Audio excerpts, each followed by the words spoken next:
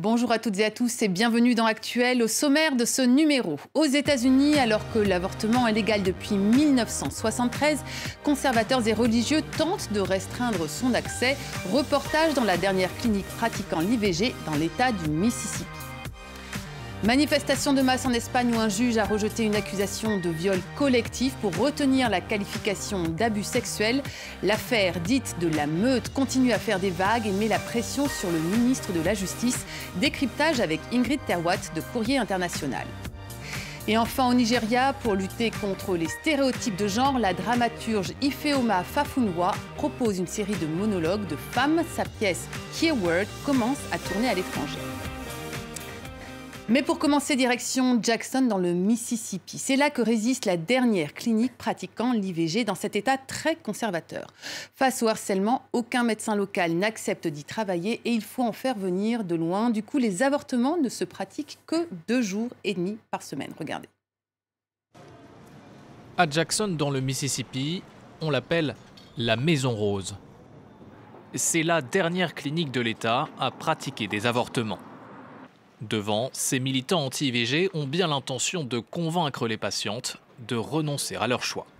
La vie est précieuse et ce qu'il se passe ici est mal parce qu'un bébé est un bébé dès sa conception. Notre Père le dit dans la Bible, avant même qu'il les mette dans nos ventres, il les connaît déjà.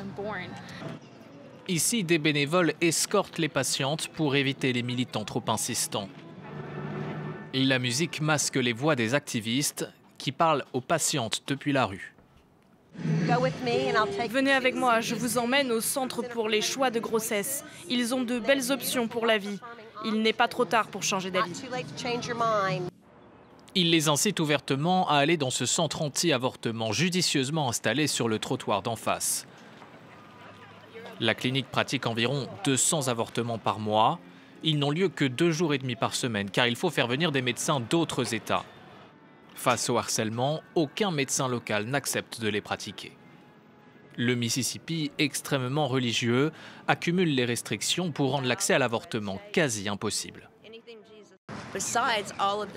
Au-delà des contraintes physiques qu'elles doivent surmonter, elles doivent aussi faire face aux contraintes émotionnelles que ces personnes, cet État et leur religion leur imposent. Dans l'État le plus pauvre des États-Unis, il n'est pas toujours évident de faire le voyage pour les 2 rendez-vous médicaux, ni de débourser les $600 nécessaires. Ce qui se passe quand vous rendez l'avortement inaccessible ou que vous mettez autant de restrictions, c'est que vous punissez ces femmes. En particulier les femmes pauvres qui ne peuvent pas se permettre de manquer le travail pour avorter. Comme le Mississippi, 6 autres États américains n'ont plus qu'un seul lieu d'accès à l'avortement.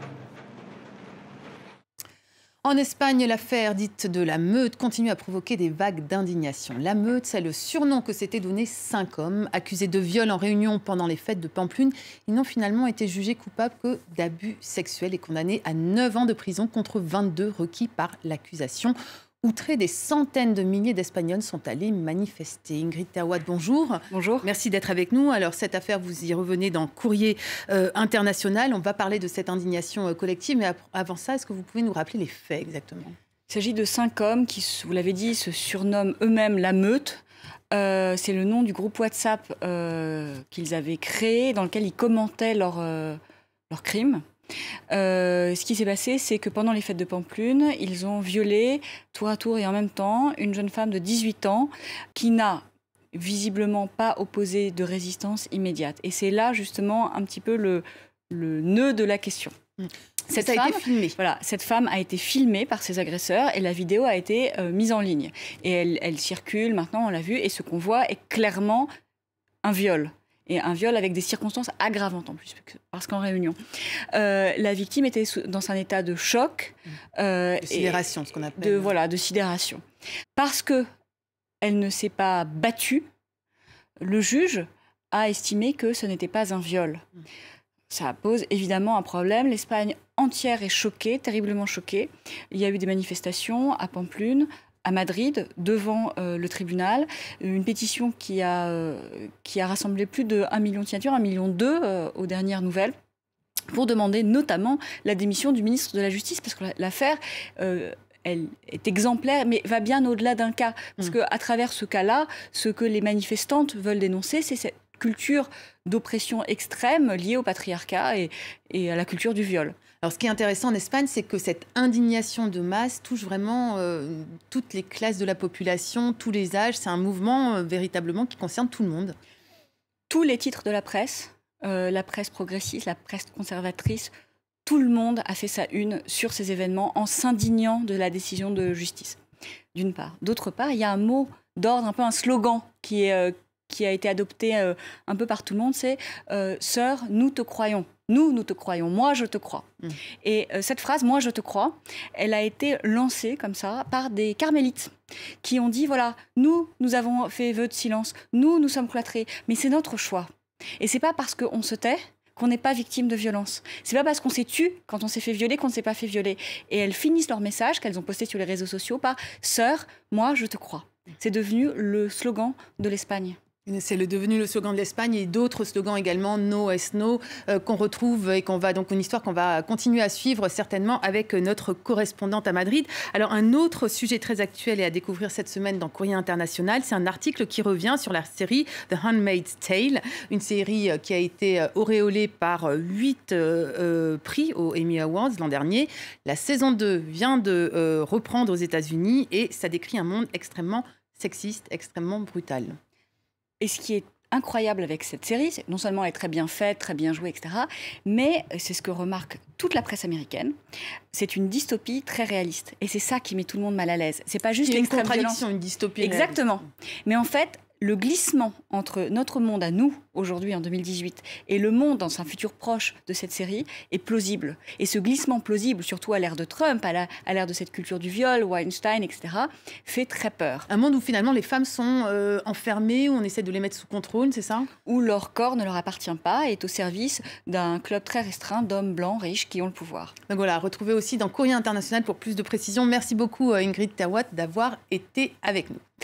Partons à présent au Nigeria à la rencontre de Ifeoma Fafungwa. Cette dramaturge veut initier un changement social à travers la scène, notamment casser les stéréotypes sociaux, politiques et culturels conçus pour limiter le potentiel des femmes. Regardez. They said, "You are a woman. What do you know?" Hey, I reject all limitations placed on my life's expectation. Vivre sa vie de femme comme elle l'entend, c'est bien ce que compte faire la réalisatrice de Her World, une pièce de théâtre qui dénonce les injustices entre les hommes et les femmes, un projet féministe, mais aussi personnel pour Ifeoma Fafungwa. Si vous aviez tous cru en moi, et si vous m'aviez dit que j'irais loin, où en serais-je aujourd'hui ? Cette pièce, c'est aussi mon histoire personnelle. La création de cette compagnie a été une véritable transformation pour moi. Et maintenant, je sais que je peux poursuivre mon travail dans le monde artistique. Au total, 10 femmes participent à cette pièce de théâtre qui décrit sous la forme de plusieurs monologues les difficultés quotidiennes auxquelles sont confrontées les femmes au Nigeria. Tous les sujets sont abordés sans tabou, comme le patriarcat, la violence sexiste, mais aussi les mutilations génitales et le viol. Je suis heureuse de voir que petit à petit, nous brisons cette culture du silence. Je suis heureuse de voir que petit à petit, nos parents et leurs parents se rendent compte que le silence n'est pas toujours d'or. Je suis heureuse de voir que les gens commencent à comprendre que parfois, il est acceptable de crier. Parfois, il est normal de crier pour répondre à un homme en colère. When I got my period at 13, my mother plucked cane and flogged me. Tantôt comique, tantôt dramatique, les monologues s'enchaînent pour dénoncer les préjugés sexistes. Give birth to plenty children. Take care of them. Wash clothes. Clean the house. Decorate. Cooks every food. What else does a woman want again now? Cette pièce de théâtre a rencontré un franc succès dans ce pays aux traditions séculaires où la charia a été réintroduite en 2000. D'autres initiatives se sont développées pour mieux intégrer les femmes dans le monde professionnel, notamment dans les banques, où des programmes ont été créés pour former les femmes à la finance.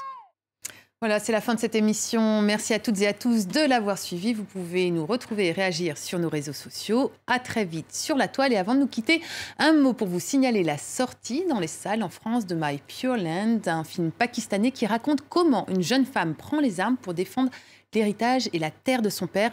Un film féministe inspiré d'une histoire vraie. Regardez. सिर्फ शोर मचाएंगी, लड़ नहीं सकती।